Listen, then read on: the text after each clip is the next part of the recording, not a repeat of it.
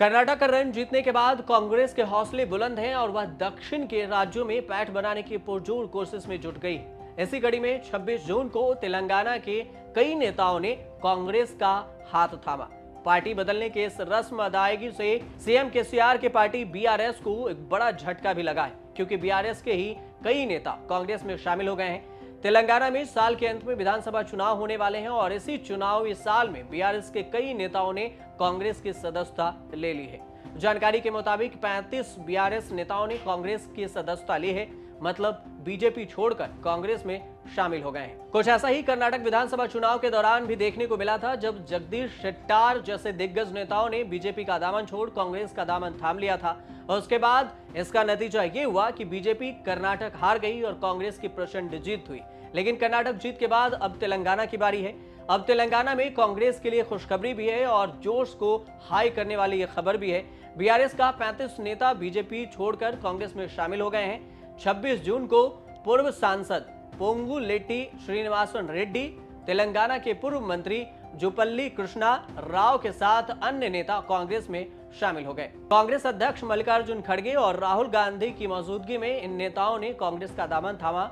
और इस दौरान कांग्रेस के संगठन महासचिव केसी वेणुगोपाल, पार्टी के तेलंगाना प्रभारी मनिका राव ठाकरे और प्रदेश कांग्रेस कमेटी के अध्यक्ष रेवंत रेड्डी भी मौजूद थे। मल्लिकार्जुन खड़गे और राहुल गांधी ने नई दिल्ली स्थित पर एआईसीसी कार्यालय में तेलंगाना कांग्रेस के नेताओं से मुलाकात भी की। साथ ही उन्हें ढांढस बंधाया कि इस बार तेलंगाना की जीत में राहुल गांधी और प्रियंका गांधी उनका साथ देंगे। वीडियो में आप देखा जा सकता है कि राहुल गांधी इन नेताओं से मिल रहे हैं और उनका हाथ भी थामे हुए नजर आ रहे हैं। दो नेताओं के बीच में राहुल गांधी दोनों का हाथ थामे दिख रहे हैं। तेलंगाना में चुनावी तैयारियों की समीक्षा के लिए राहुल गांधी 2 जुलाई को तेलंगाना का दौरा भी करेंगे।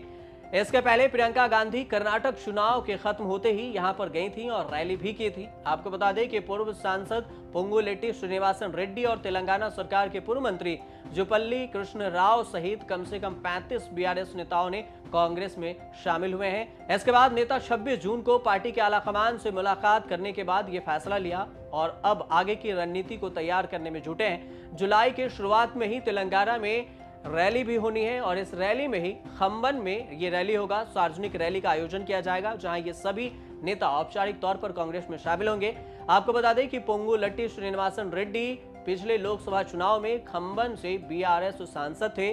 कांग्रेस नेताओं का कहना है कि ये सब भारत जोड़ो यात्रा के बाद का बदलाव है और ये तूफान जैसा है। कर्नाटक में इसका असर देखने को मिला, लेकिन अब तेलंगाना में भी इसका असर दिखेगा। एक बदलाव की हवा पूरे देश में चलती हुई महसूस हो रही है। ये बदलाव की हवा कर्नाटक से शुरू हुई हो ऐसी बात नहीं है। बदलाव की हवा भारत जोड़ो यात्रा से शुरू हुई और धीरे धीरे एक तूफान के रूप में दिखाई दे रही।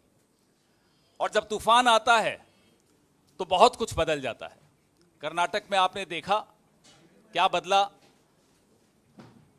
अब आने वाले 6 महीनों में 5 राज्यों में विधानसभा चुनाव हैं।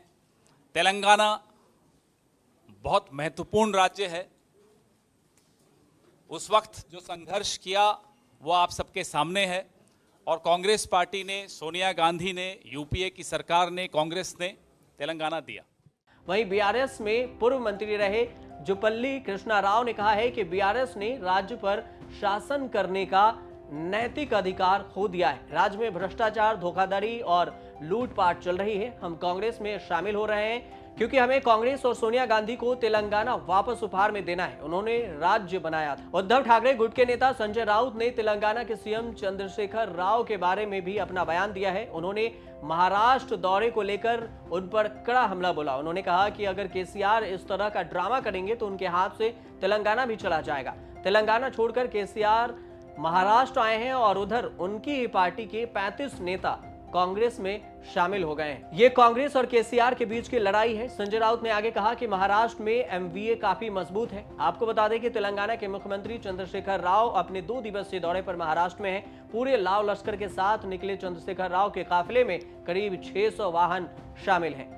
पटना में विपक्षी दलों के नेताओं की मीटिंग के बीच में जेडीयू प्रवक्ता केसी त्यागी ने पहले ही कहा था कि 2024 में लोकसभा चुनाव में भगवा पार्टी के खिलाफ लड़ाई में बीआरएस अध्यक्ष की ओर से कोई स्पष्ट संकेत नहीं मिल रहा है, यानी महागठबंधन में वो शामिल नहीं होंगे। वहीं इस बीच भारत राष्ट्र समिति बीआरएस कार्यकारी अध्यक्ष और केसीआर के बेटे केटी रामाराव केंद्रीय गृह मंत्री अमित शाह से मिलने के लिए दिल्ली आते हैं, लेकिन उनकी मुलाकात अमित शाह से नहीं होती है।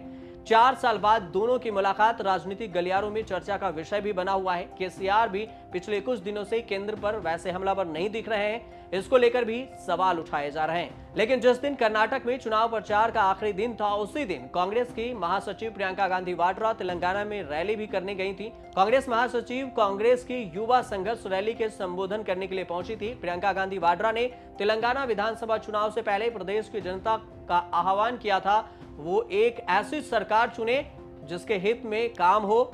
आपको यह भी बता दें कि तेलंगाना में 119 विधानसभा सीटें हैं और इस पर इसी साल के अंत में चुनाव होने हैं। अब देखना यह होगा कि कर्नाटक के बाद तेलंगाना में कांग्रेस अपना परचम लहरा पाती है या नहीं। आप देखते रहिए न्यूज़ तक।